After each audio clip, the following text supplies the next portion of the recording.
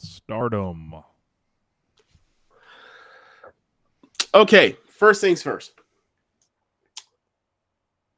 The news part of it. After Stardom's 13th anniversary show on Sunday, uh, or sorry, the next day, the following day on Monday, um, Stardom notified executive producer slash basically showrunner Rossy Ogawa and founder of Stardom, Rossy Ogawa, that uh, his ass was fired. He's gone. Service is no longer needed. Yeah, future endeavored, all that. Well, he was future endeavor. They don't wish him the best in his future endeavor. They say get out. I think the word is they put him in a They put him in a taxi. cab. They didn't even get that man an Uber XL. Like, they was like, Yeah, nah, man, now take your ass home. yeah. So that is true. And so I think in Tokyo Sports they said they put him in a taxi. Um, Now I'm not sure if they were actually back from Osaka.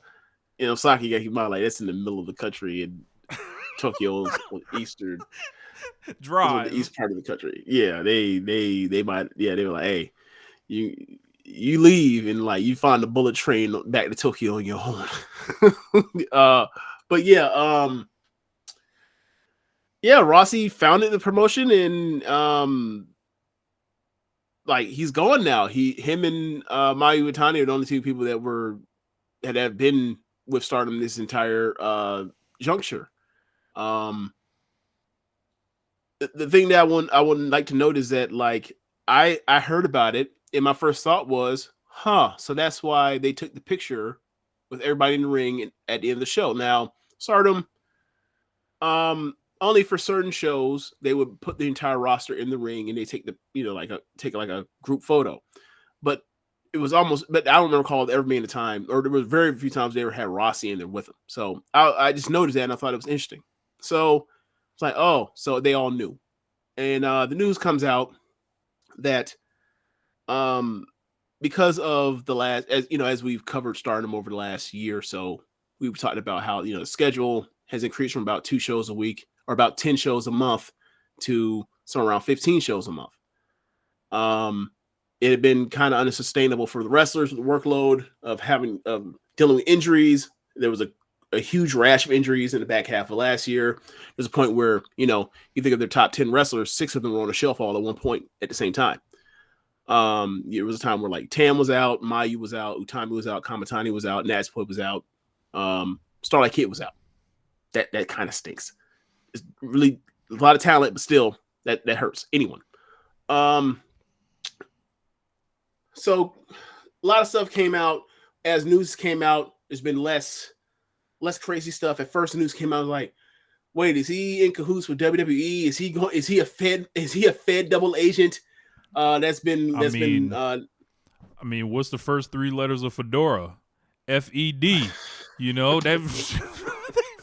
very very helpful, you very know, helpful. Um, for those that don't know, Rossy has been nicknamed as Hat Man for a lot of people because he's known for always wearing fedora to cover up his baldness. So yeah, Fed fedora kid. So yeah. yeah. So anyway, uh, that was a lot of people's thought or a lot of people's speculation at first. And it leaves thoughts of like, oh my god, are they really trying to do NXT Japan again? And I'm thinking like that don't make much sense because Triple H might not have a job in 6 months. So what's going on? What's happening? So Meltzer put out a report and then later followed it up with uh last night's Observer Radio talk, and then there also today Tokyo Sports did got an interview with I forgot his first name. Okada, not Kazuchika Okada. Okada is part of Tario Okada or something, or Taro Okari. Okada. Taro Okada. Okada. Yeah. Toro Okada. Toro Okada, and he has been more or less in charge of the Bushiroad side of management for Stardom. I believe he is I think he's the president of Bushiroad Fight, which owns Stardom. Um, and in which he laid out that, we heard that he was poaching wrestlers and we asked him to stop. And we found out recently that it's continued. So we decided to fire him ahead of time. Now, um, Rossy's side, because he also got an interview minutes later that came out on Tokyo Sports, which is fantastic. It's like Hot 97, like motherfuckers calling it Hot 97. And he says, hey, the wrestlers were upset with the scheduling and everything that happened. And over the last year or so, I have lost booking decisions and responsibilities. I've been overruled on things. The wrestlers have grown frustrated. The wrestlers have came to me and told me and said to me that they want me to, when my 5-year non-compete from the moment Stardom was bought Bushiroad runs out, they want me to leave and to start a new promotion, and they want to go with me. On Okada's side, he said like there are wrestlers that do want to leave. He did say that. And on Rossy's side, he says, yeah, I've taught people people. It wasn't me that said I'm leaving. It is I have been basically. I have been asked by my wrestlers, and who am I to not do what my wrestlers asked me to do because I love them so, right? Because of the loyalty and the bond we've had over these years. Now, obviously, someone's lying to some extent, but the fact remains that Rossy is seemingly was renegotiating his contract at the end of the year while he was losing power on booking decisions at the end or throughout 2023. As I don't think it's uncoincidental that the booking that used to be amongst the best in the world started to look wonky in the light, especially in the last 3 months of the year. When the belt came off of Julia, I thought the air came out of the balloon because it was just like you gave her this short ass title reign, and it was like, all right. Well, that in fact wasn't actually a Bushiroad decision. That was actually a Rossy decision, from what I remember back in the day when it happened. Yeah. Like, it was a thing where like they got to the point where it seemed like it was a lot that if you get the chat either one of the titles, you're gonna be the champion for like 9 months to a year or plus. So he wanted to change up that pattern. What did get wonky for me though, besides that part of you want to make it fast or whatever, make it feel like title defenses matter more. That's fine. What got wonky was the timing of certain things when they started to go into action for, which is like weird. Like, so when they did the split up of Cosmic Angels from breaking into Club Venus as well, it was like, okay, so they're both just breaking up like the week before the biggest show in the company's history, and they're both going to win to set up them having a title for title match later in that month. That's a 4-month storyline, 5 month, 6 month storyline that you build to after the breakup. You don't just immediately go right to it. Mm-hmm.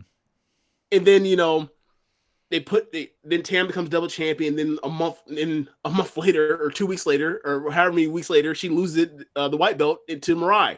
And Mirai, it was like a lot of scrambling backwards. It was like, all right, you're supposed to run the ball. It seemed like it was just poorly thought out. It was poorly thought out. Go ahead. It's like, you're supposed to run the ball one way, but you just start scrambling backwards, and then all of a sudden your ass is sacked. Like that's what it started feeling like. Right. So like you started seeing that in the spring of last year. So, moving back to the Rossy being out, he says that they were negotiating a new contract for him. He tells them in November that I think I want out. And this is that obviously this goes along with his story that like the wrestlers have been frustrated. They want him to leave. They want him to leave and start something else so that they can do what they were kind of doing or do things without like the corporate supervision of Bushiroad or the stifling creatively of Bushiroad.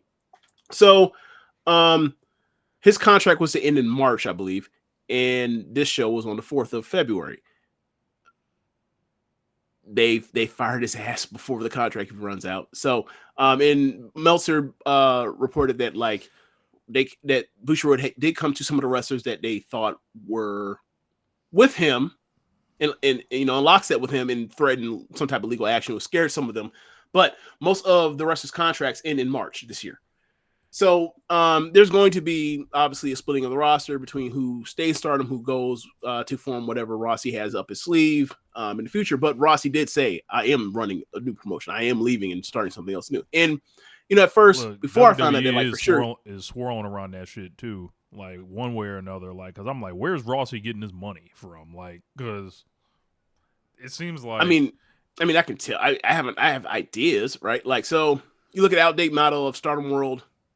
You look at the comparisons that people often make of Tojo Pro. Their complaints is like, well, Tojo Pro, they're a smaller company. They just put their shit right up immediately. It's aired live, whatever else. Even while their domestic gate is like yearly a quarter of what Stardom does. Those are complaints. Well, Bushi, Cyberation is bigger than Bushi Road. We've known that for years, but we've always wondered, like, why in the world is like Tojo's Bro so conservative? It doesn't like push forward with trying to, make their stars feel bigger, try to grow this thing in a way to like in an aggressive way. So you see that they also had another women's promotion called Gambari. Gambari has recently been either transferred off or shut down. I can't remember which one. Gambar Um, got they went independent. I did say Gambari. It's Gambari. Yeah, you're right. So you got to remember, like, Prominence got when they first broke out from Ice Ribbon, they got distribution on Wrestle Universe. I don't find it too crazy. I wouldn't find it too crazy if whatever Rossy has up his sleeve ends up on Wrestle Universe. Like, if I were them, that's what I would go after. But we'll see. But Hey, that's so that's regular speculation. so can we finally get Aja Khan to make her Stardom debut now? Uh, possibly, possibly in a battle royal situation, and not like she can do much. Possibly. Fuck that Um, unit leader, strap her up. unit leader.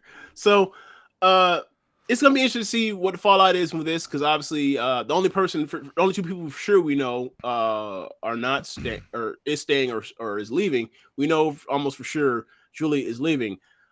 Julie also, while this is all happening over the months, was the person most vocal about, like, why is Rossy seeming losing power struggles? Why has Bushi Road's like corporate like taking over this stuff? So that's there was word that like she hasn't hired an agent for her possible free agency to between the bidding war between potentially AEW and Stardom. So that leaves you to think like, Her agent hey, is Rossy. could be Rossy, what, or not, isn't Rossy, but like maybe she's already decided on what she's going to do and is going to be leaving Rossy whatever out the door. But we know that Julia is not staying at Stardom. We know that Mayu is staying at Stardom because she has a long-term deal, or not a long-term deal, but like a deal that he keeps her in place because of the movie that's coming out in May that's on her life, her biopic. So at least everybody else up for decisions seemingly. This is an Exodus. Like this is gonna look just like. Hey, this man is gonna be some Masawa shit. But, hey, who you with? And there's gonna be spots for people that want to stay. I wonder who will want to stay. Because I got a feeling. I mean, people want to stay because of the exposure and the money.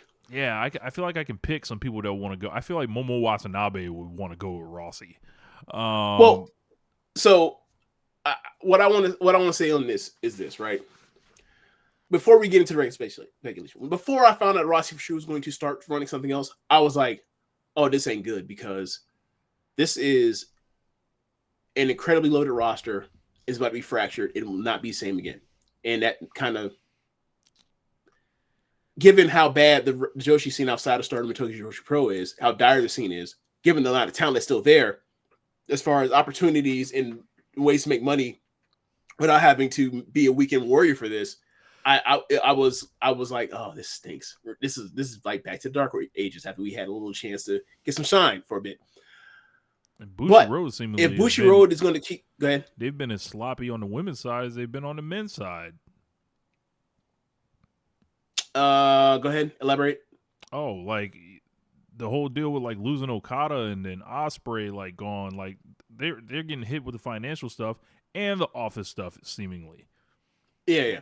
So, um, my opinion on this now that I know Rossy for sure is going to run again, and given that where he started with Stardom, given that like he has proof of concept, um, like in a major way again, I am cautiously optimistic of the outcome of this for the scene, right? Like Stardom's not going to be probably not going to be Stardom again as far as like yeah they can go into Yokohama Arena and they're going to put 6,000 people in the building. But what I am optimistic of is Rossy is going to get another promotion, and it can almost immediately become a viable number three promotion. And if you have three promotions, Tokyo Joshi Pro including as number two, and maybe they do better because it's a serious promotion, not goofy shit. You have the roster split to where they may actually make more use of the depth because they do have enough talented people in main event level wrestlers or top of the card level wrestlers to actually split them down to split in half if need be, and whatever variation. Plus, the scene is loaded with talent and people that just for whatever reason would not sign on with Stardom. And Rossy has worked with people or whatever else. And also the part where, and I thought about this last night,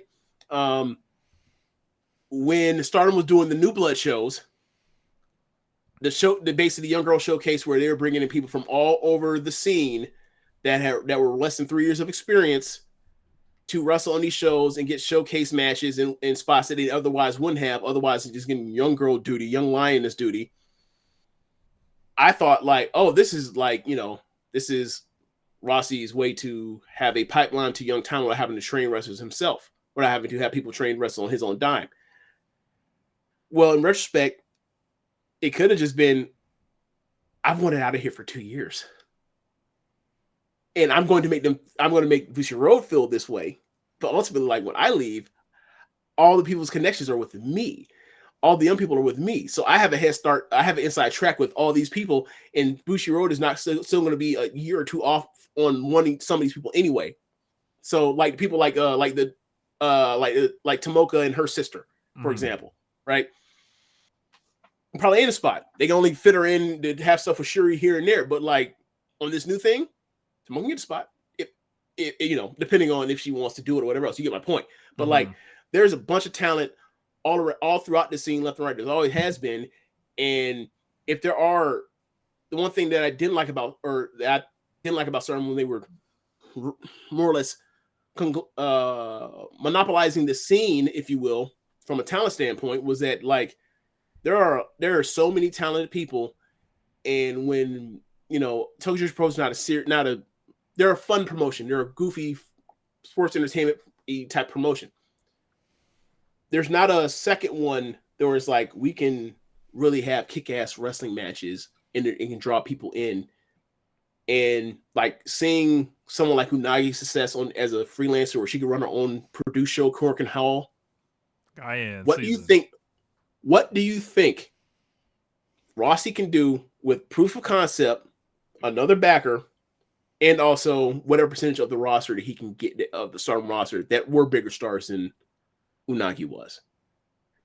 This could actually mean like we get more people in the scene doing what they want to do.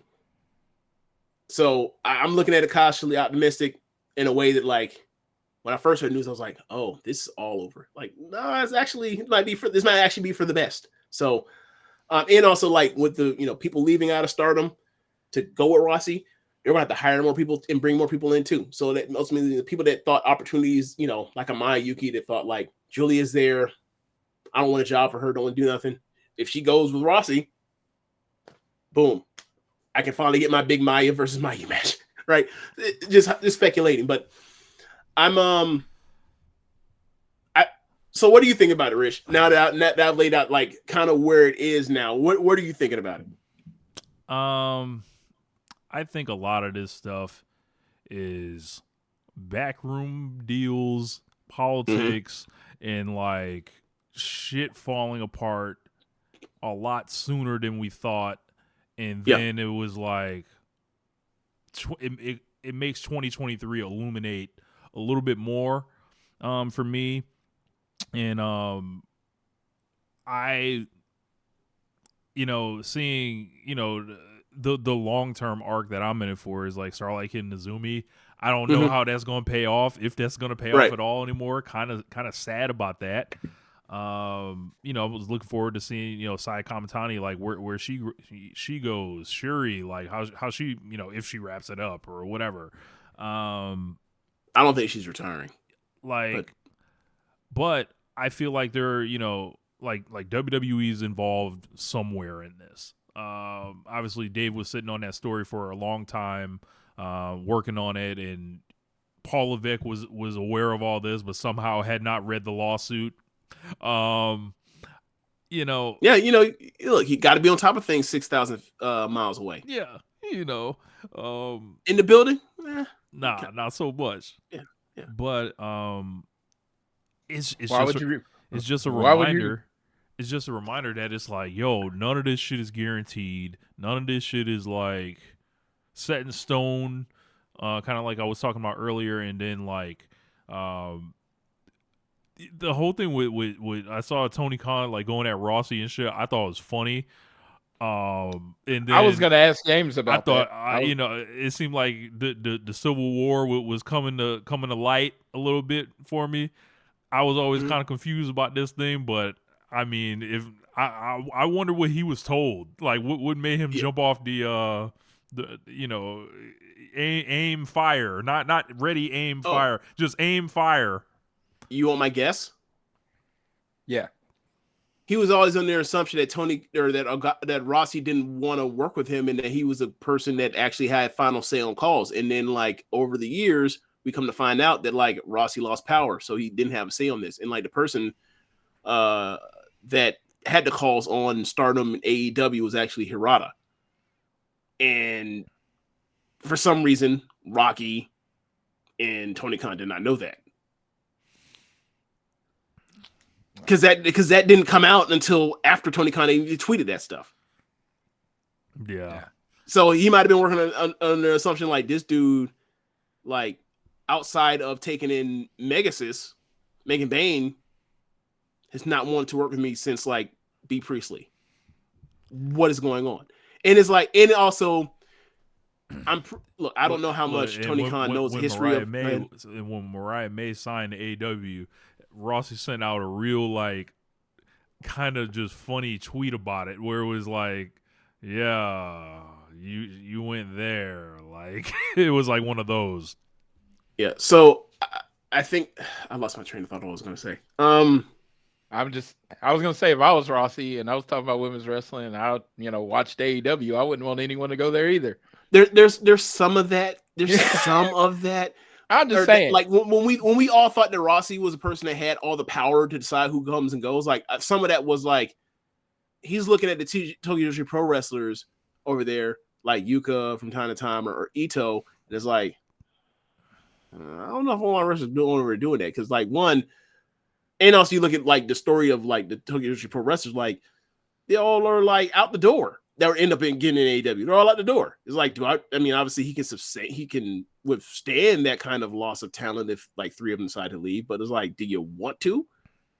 But we didn't know that he didn't have all the power to yay or nay it. But if you are someone like Tony Khan that knows the history of pro wrestling and knows people that know Rossy, like, and the idea that he won't send anybody over to you has to be frustrating, because like Rossy loves international wrestling. He loves luchadors. He loves Terry Funk. Like it has to be it had to be mind-boggling and frustrating for Tony Khan to be like, why won't this fucking guy work with me? He'll work with anybody. Mm-hmm. He sent EO to Mexico before, right? Like it's had to have been frustrating. So like I can see from both sides what's happened. Like so it'd be funny, like like Rossy starts up and all of a sudden like Rossy's version of Rossy's like promotion starts working with AEW. That would be funny. That would be funny to me.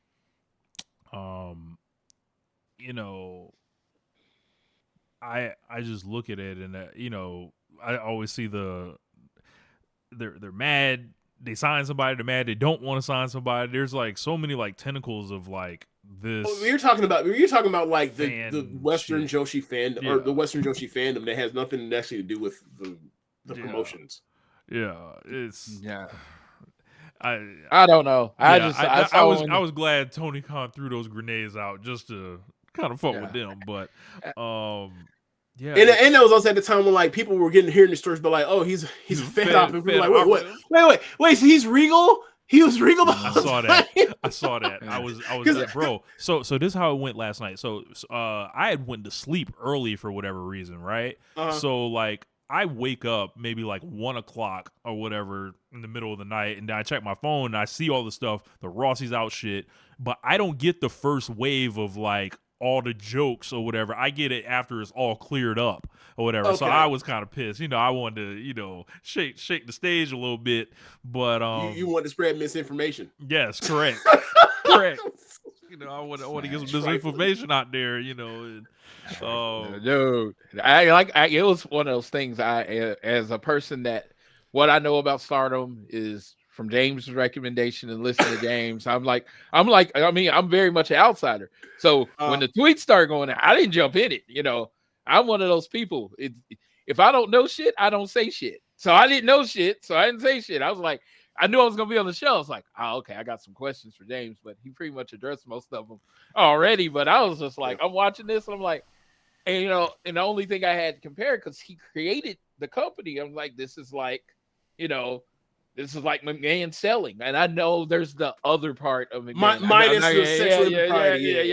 Yeah. This is McMahon selling. This is someone that created all the shit, and it was like he had lost power, and I'm just like, that makes sense. People don't buy shit for you to just run it the way that you run it. When people buy shit, they're eventually going to run it. They want to run it themselves. So I can understand both of them. Like, it's probably better for them to make Stardom their own for him to be gone. You know what I mean? Because, when you have this, you bought the brand. You really didn't buy him. You bought the brand, and now you can present the brand the way you wanted to. Well, in the sense of, look, Rossy is kind of singular in terms of in his realm in this kind of way that Vince is, as far as like, if you are a businessman that remembers like the peak of All Japan's women's wrestling, Rossy was the person booking that. Oh wow! Rossy was the booker in the 90s. So, like the Tokyo Dome stuff, the Big Egg, the cross promotion stuff that people talk about with Nami Toyota and Aja Kong, like he was the person entrusted to book that stuff. So, like Rossy's name rings out in a way that like the other Joshi promoters don't. Not to say that he is the Vince McMahon of Joshi Pro Wrestling. That would be overstating it, definitely. But he does have a ring to his name if you are trying to get into the Joshi business. He's almost like that realm. It sounds like more like Paul Heyman. Yes. I remember when we first started covering Stardom. My response to Rich was, because honestly, like same thing. Like he was a person that was taking pictures at a young age, and then got brought into the business, and then like was given the book. Like I remember saying to Rich, like this, like Rossy is very much like it's Paul Heyman / Jim Cornette, but like everything went right and well as opposed to a disaster. I think we're going to see a number of wrestlers in Stardom that have international ambitions more than people think. Oh yeah. And like I look, and money be green out here. Right. So in given Rossy's history, and keep in mind like that New York show that we went to, like that was not a Bushiroad production. That was Stardom pre-Bushiroad. Like they were getting into the habit, or it seemed like they were going to get into the habit of going overseas. And then when COVID hit and you had and they didn't go anywhere, they were worried about expanding west in Japan. They weren't concerned about having an overseas show. Like Rossy might actually, all this stuff, Rossy might go back to doing the stuff he wanted to do, back in 2019 before he sold to Bushiroad. So we'll see the international flair. There'll be more, I'm imagining there'll be more Gaijins again because Rossy loves Gaijins. He always has. So yeah, like we'll see. I imagine if you are a person that has international ambition or whatever else, you're going to more be likely to decide with the Rossy side. But we'll see. We'll see who stays and who goes. But I just think it's really precarious because like given who are the merch movers for given how well like the brand is individually in the amount of depth they have, there are like people that are key heavy hitters as far as merch movers, like, and it could just be 5 people. If Rossy gets the right 5 people, it could be a fucking problem for Stardom survival. And they have to make some moves or whatever else that would be uncharacteristic of what Stardom has been under Bushiroad. But we'll see. But I do like the idea that the rosters will be split. It won't, when I thought from Stardom was at his best, it was like 25 people on the roster, basically. It's ballooned up in that picture. It was 39 people. Julia about as far away as possible from everybody. I noticed that too. I saw some shit because she's out the door. Yeah, because she's out the door. I saw some shit was like, yeah, they could crop Julia right out this shit, in like a couple months and send them pictures around. Yeah, like that sounds good to me. Like they're gonna have to crop out a lot of motherfuckers. That's definitely people gonna be leaving. Bro, because what that shit gonna look it wasn't just. Go ahead. You know what that shit gonna look like? You ever seen Tales from the Hood? What, people fading out? Remember like when in the slave house they had the big picture and then all of a sudden like they would be whited out and shit, like when the dolls escaped. Like that's what them shit's gonna be looking like. The dolls escape around the old man. And then the old man gonna turn white too, and cause he's gone. So like I'm, and also like I think about like 40% or so of the roster are people that like didn't start in Stardom, but that other 60%, like all the, their wrestling careers are linked to Rossy Ogawa. So we'll see. Like when you look at like the factions, it's always not been interesting, but like it's been noticeable. It's like Stars full of Stardomers, Queen's Quest full of Stardomers, Oedo Tai full of Stardomers, True Bloods. So like we'll see what these factions and the roster breakdowns looks like over the next year or so. Like I know that they said that most of the contracts run out in March, but like they still have the Yokohama Buntai show to do like their version of All-Star Grand Queendom or whatever else, like that big show they did last April.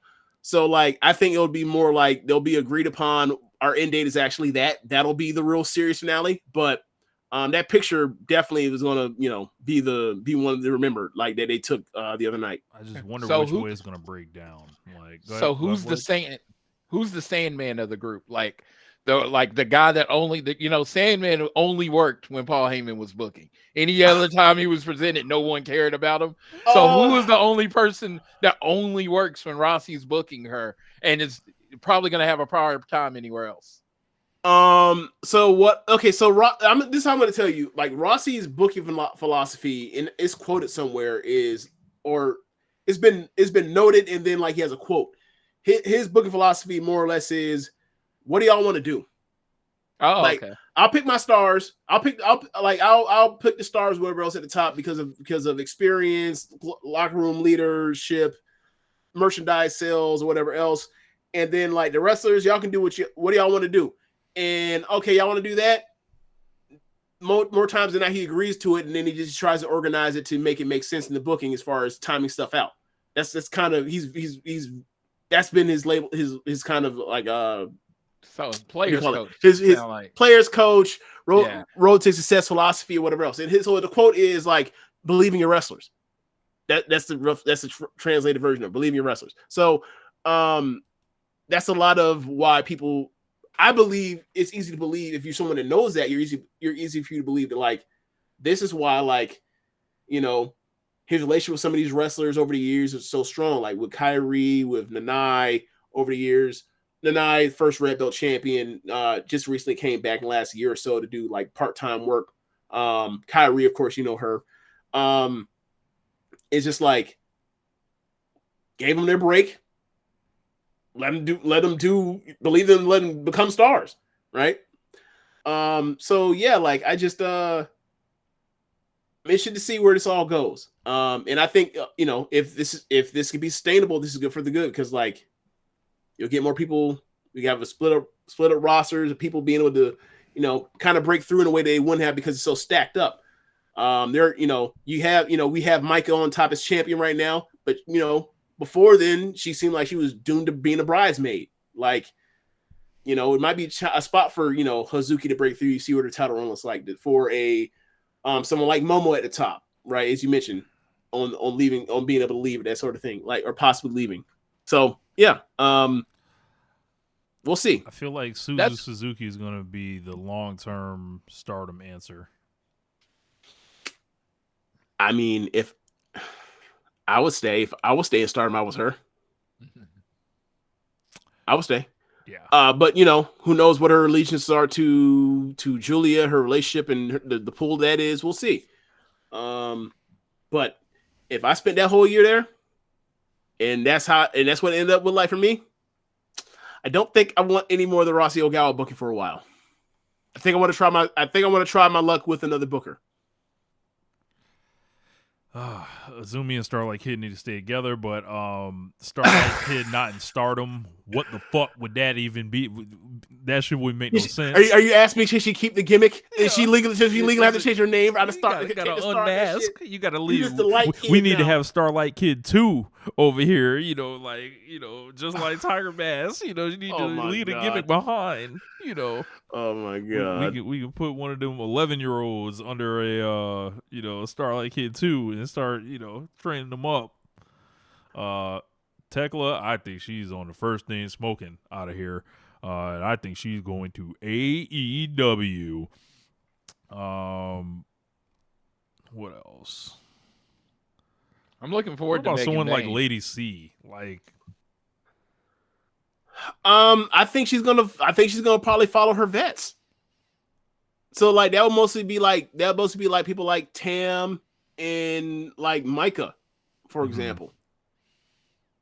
Yeah. So I feel like people like your like Ano, like the people that are like freelancers, I feel like are going to find themselves committing to Stardom in ways that maybe they haven't. Rich? Sorry, I didn't hear you. Like the people that have worked in Stardom under like freelance like style deals, I think you're gonna start seeing them commit to Stardom now. Like maybe someone even like you, maybe even like Chihiro Hashimoto. Who else? Ano, like people like that.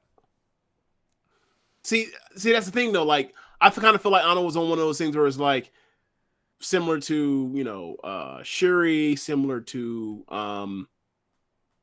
Natsupoi, similar to Tam, where it's like they were freelancing, and then they like just all of a sudden they only freelanced in one place for a while, and the next thing you know, like after 6 months to a year, it's like, oh, I've signed with Stardom.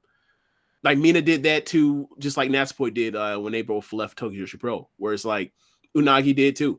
So it's like, we'll see. But I sure would like. I kind of feel like the Ano to Stardom thing is kind of, and she's already white belt champion too.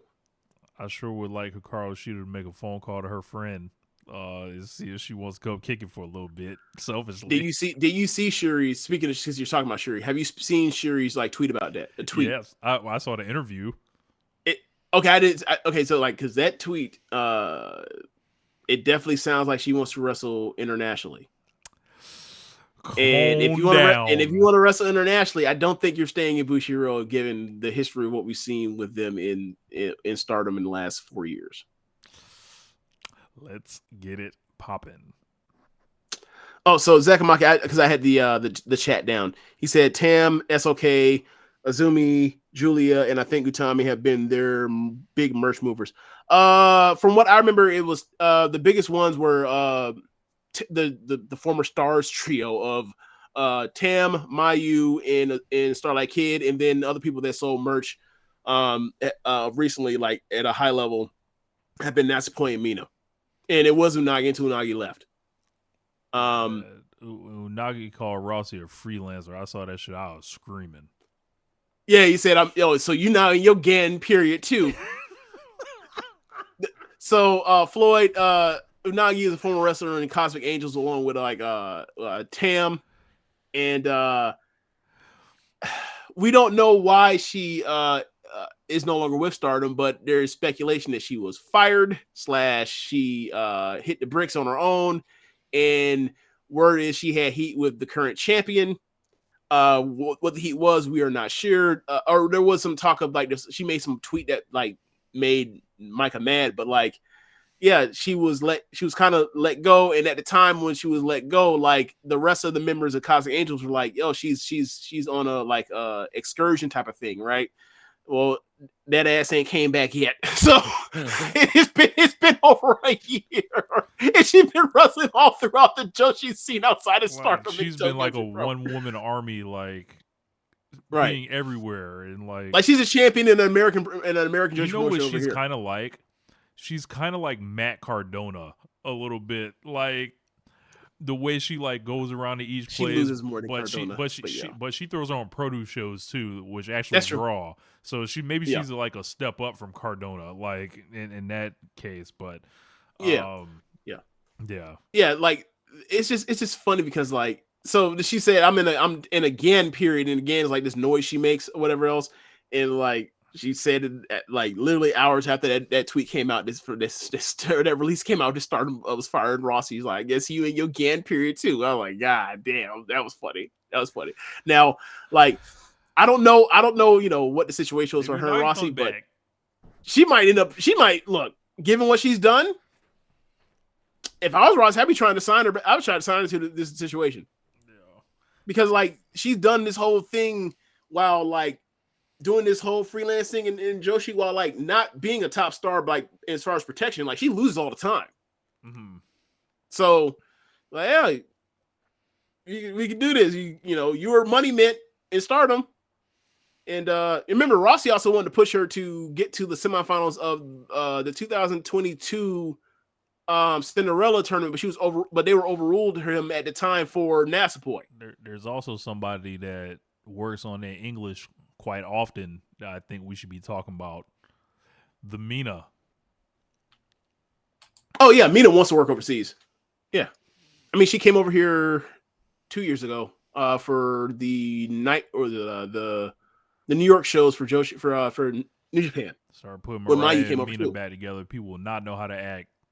It will be. You said Mariah and Mina? Yeah, they will not know how to act over here. So yeah, like there's tons of possibilities. Like there's lots of people with it. Like a lot of them want to come over here and wrestle in America, or come over here and wrestle in America first time. Like Starlight Kid and Azumi have still never wrestled over here, right? So Hannon, obviously, because it's younger than those two.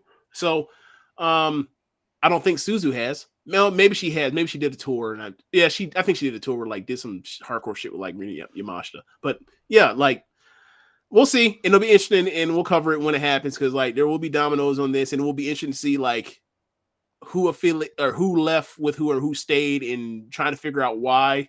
It'll be interesting. Like try to read the tea leaves on some of this stuff. How did Asuka celebrate when she saw the Rossy Ogawa's fired news come through? I guess I don't know. It's gonna be hard for that because like you know, she might celebrate, but it's like, did she celebrate too hard around Kyrie and Io?